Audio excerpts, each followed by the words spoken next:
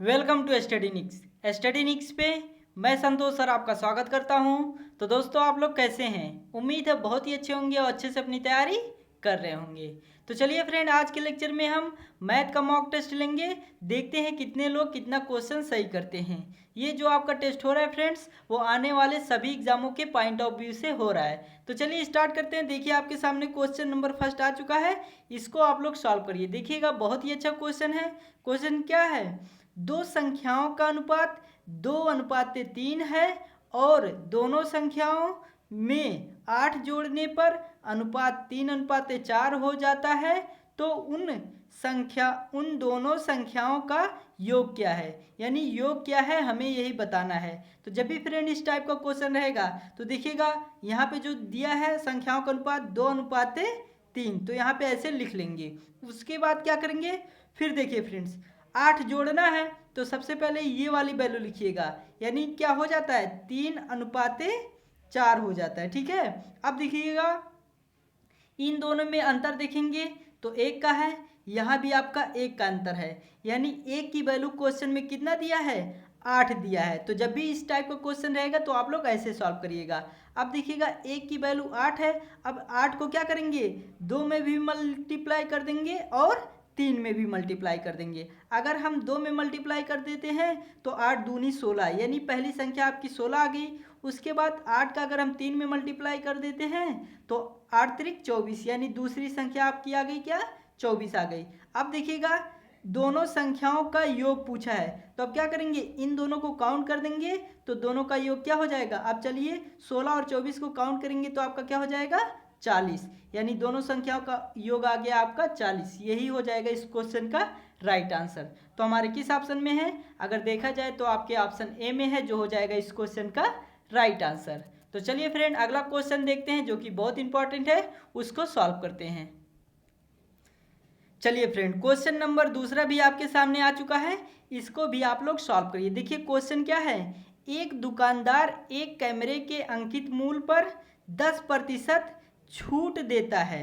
कैमरे का लागत मूल्य 600 रुपये है, तो 20% का लाभ प्राप्त करने के लिए उसका अंकित मूल्य कितना होना चाहिए? यानी उस पे अंकित मूल्य कितना होना चाहिए ताकि उस व्यक्ति को क्या हो? दुकानदार को 20% का लाभ हो। तो जब भी फ्रेंड इस टाइप का क्वेश्चन रहेगा, अगर आपको MRP निकालना हो, यानी मार्क प्राइस आपको निकालना हो, तो आप लोग सिंपली क्या करिएगा? यहाँ पे लागत मूल्य दिया रहेगा या तो क्या करते हैं? विक्रय मूल्य दिया रहेगा।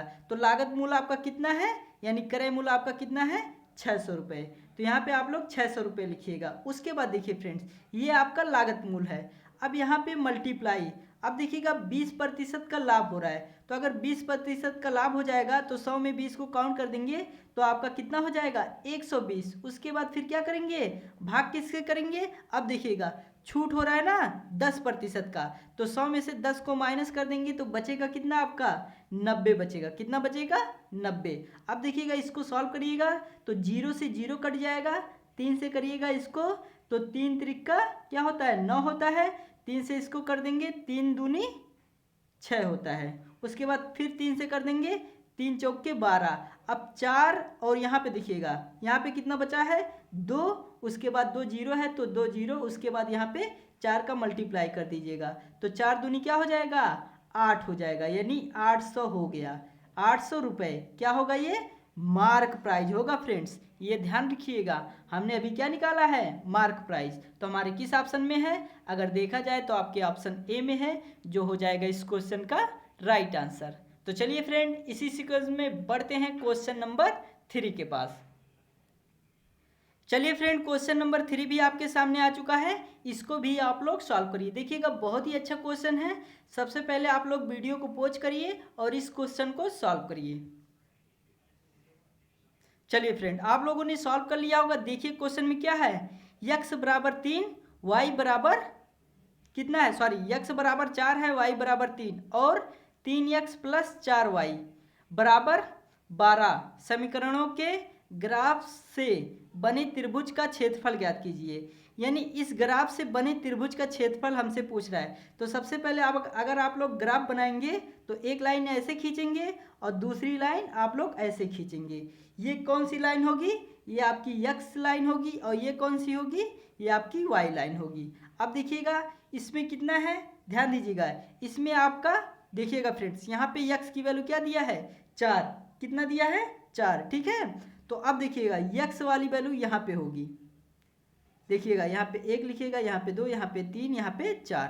और यहाँ पे y की वैल्यू 3 है, तो यहाँ से चलिएगा 3, 1 2 3। ठीक है, 1 2 3 यहाँ तक आया है। अब क्या करिएगा, 4 और 3 को ऐसे मिला दीजिएगा, तो ये आपका त्रिभुज बन गया। ठीक है।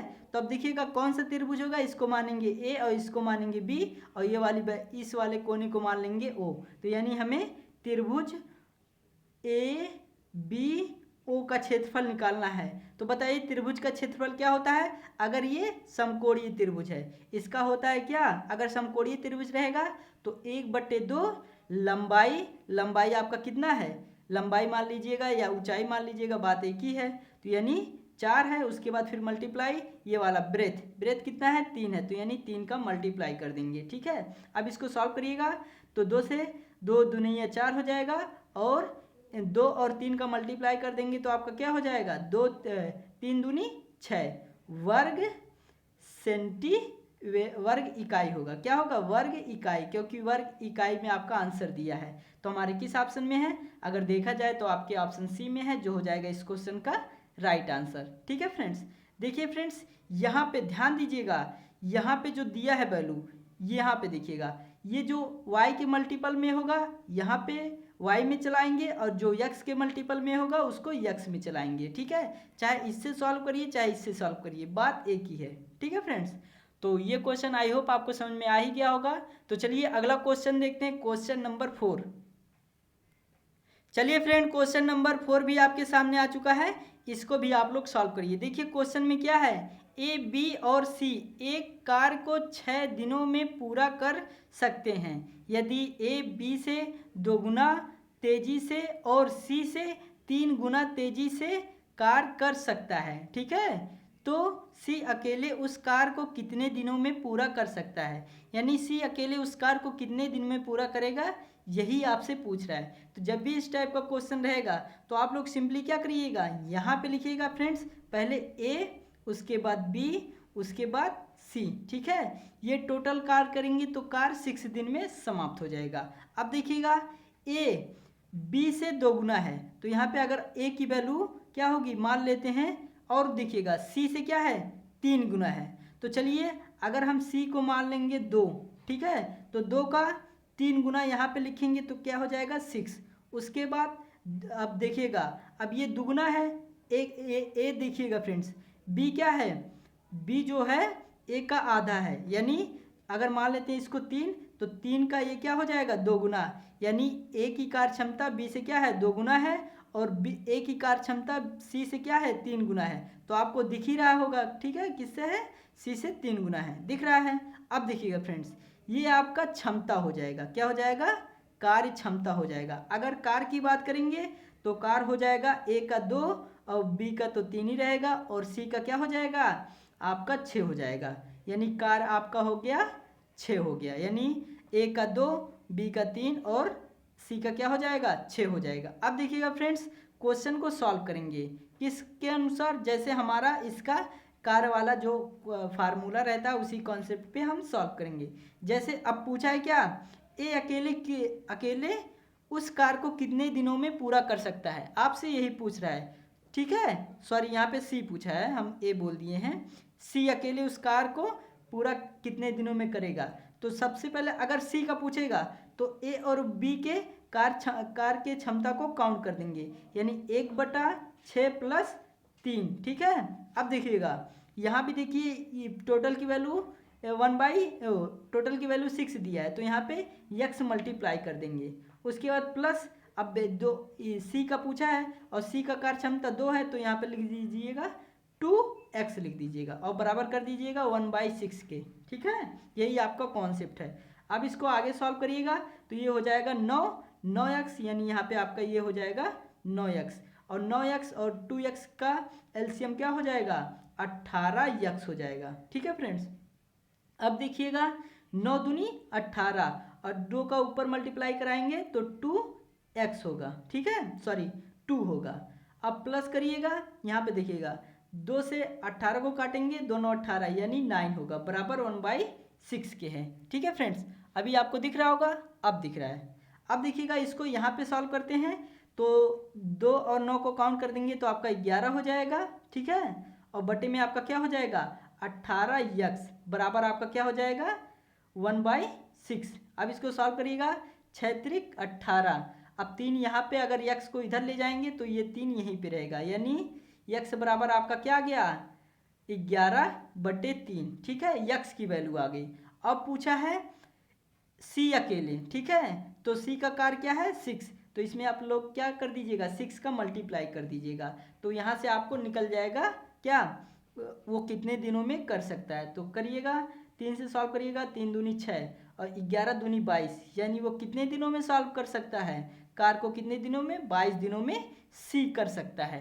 तो हमारे किस ऑप्शन में है, अगर देखा जाए तो आपके ऑप्शन सी में है, जो हो जाएगा इस क्वेश्चन का राइट आंसर। तो कैसा लगा ये क्वेश्चन, आई होप आपको समझ में आ ही गया होगा। अगर नहीं समझ में आया तो एक बार फिर से रिपीट करके देखिएगा, आपको पूरा समझ में आ जाएगा। तो चलिए फ्रेंड, एक बार क्वेश्चन को फिर से देख लेते हैं पूरा। आप लोग स्क्रीनशॉट लेना चाहते हैं तो ले लीजिए। ठीक है फ्रेंड्स, तो चलिए अगला क्वेश्चन नंबर 5 देखते हैं। तो चलिए दोस्तों, ये क्वेश्चन नंबर 5 आपके सामने आ चुका है, इसको भी आप लोग सॉल्व करिए। देखिए लिखा है क्वेश्चन में, त्रिभुज ABC का परिकेंद्र O है, यदि कोण BAC 85 अंश और कोण BCA 75 अंश, तो कोण OAC किसके बराबर है। कोण OAC की वैल्यू पूछ रहा है। तो आप लोग क्या करिएगा, सबसे पहले यहाँ पे अगर वृत्त बनाएंगे और इसके बाद वृत्त के अंदर एक आपका त्रिभुज है, क्या है त्रिभुज है। ठीक है, और यहाँ पे इसका परिकेंद्र मान लेते हैं यहाँ पे है, जिसको हम O से इंडिकेट करेंगे। यहाँ पे इसको A लिख देंगे, इसको B लिख देंगे, इसको C लिख देंगे। उसके बाद A से O को मिला देंगे, उसके बाद O से C को मिला देंगे। क्योंकि फ्रेंड्स देखिए, कोण इसकी वैल्यू पूछ रहा है, इसकी वैल्यू पूछ रहा है ना, यानी A देखिएगा OAC की वैल्यू पूछ रहा है। ठीक है फ्रेंड्स, तो अब देखिएगा पहले जो वैल्यू दिया है उससे सॉल्व करेंगे। यहाँ पे BAC यानी BAC टोटल की वैल्यू क्या दिया है 85 दिया है। जैसे जैसे हम लिख रहे हैं वैसे वैसे आप लोग लिखिएगा। उसके बाद BCA इसकी वैल्यू टोटल की वैल्यू आपको दिया है 75 दिया है। ठीक है फ्रेंड्स, अब देखिएगा इसकी टोटल वैल्यू 85 है और इसकी टोटल वैल्यू 75 है। अब आपको पता होगा त्रिभुज का क्षेत्रफल, त्रिभुज का तीनों अंतःकोणों का मान क्या होता है 180 अंश, यही होता है। अब देखिएगा इन दोनों को काउंट करेंगे तो 8 7 15 यानी 160 हो जाएगा। अब क्या करेंगे, अगर हम 180 में से 160 को माइनस कर देंगे तो इसकी वैल्यू पता चल जाएगी। अब माइनस करिएगा तो आ जाएगा 20, यानी इस वाले एंगल बी की वैल्यू आपकी क्या हो जाएगी 20 डिग्री हो जाएगी, यानी 20 अंश हो जाएगा। ठीक है फ्रेंड्स, अब देखिएगा अगर परिवृत्त है त्रिभुज का परिवृत्त है, तो अगर यहाँ पे 20 है, ठीक है, तो इसका दूना ये वाला एंगल होता है, तो इसकी वैल्यू क्या हो जाएगी 40 हो जाएगी। और देखिए फ्रेंड्स, अगर ये 40 है और ये वाला देखिए फ्रेंड्स, ये वाला एंगल इसके इक्वल होता है, यानी एंगल देखिएगा एंगल OAC बराबर किसके होगा एंगल OCA के बराबर होगा। ठीक है फ्रेंड्स, अब देखिएगा अगर इसकी वैल्यू 1 मान लेंगे तो इसकी भी वैल्यू 1 हो जाएगी। और यहाँ पे देखिएगा एक त्रिभुज बन रहा है कि नहीं बन रहा है, बन रहा है। तो अब बताइए एक त्रिभुज की वैल्यू क्या होती है 180 अंश। अब 180 अंश में से अगर हम 40 को माइनस कर देंगे तो आपको कितना आ जाएगा 140 आ जाएगा। ठीक है, अब देखिएगा इन दोनों एंगलों की वैल्यू बराबर है और इसका मान क्या है 1 है, इसका भी मान है, तो टोटल वैल्यू क्या हो जाएगी 2। अब क्या कर देंगे, इसको अगर हम 2 से डिवाइड कर देते हैं जो आपका बचा हुआ है, तो आपका एक एंगल इसकी भी वैल्यू पता चल जाएगी, इसकी भी तो 140 को 2 से डिवाइड करेंगे तो आपका कितना आ जाएगा 70 अंश, यानी इसकी भी वैल्यू 70 अंश हो जाएगी और इसकी भी वैल्यू 70 अंश हो जाएगी। अब आपसे जो पूछा है उसका आंसर दे दीजिए। पूछा है ओ ए सी, इसकी वैल्यू पूछा है तो इसकी वैल्यू कितना हो जाएगी 70 अंश। तो हमारे किस ऑप्शन में है, ऑप्शन डी में है, जो हो जाएगा इस क्वेश्चन का राइट आंसर। तो फ्रेंड्स आप लोग ऐसे सॉल्व करिएगा, आपका क्वेश्चन कभी रॉन्ग नहीं होगा। तो आज का लेक्चर कैसा लगा मुझे कमेंट करके ज़रूर बताइएगा। चलिए कल मिलते हैं, तब तक के लिए जय हिंद, वंदे मातरम। Thank you student.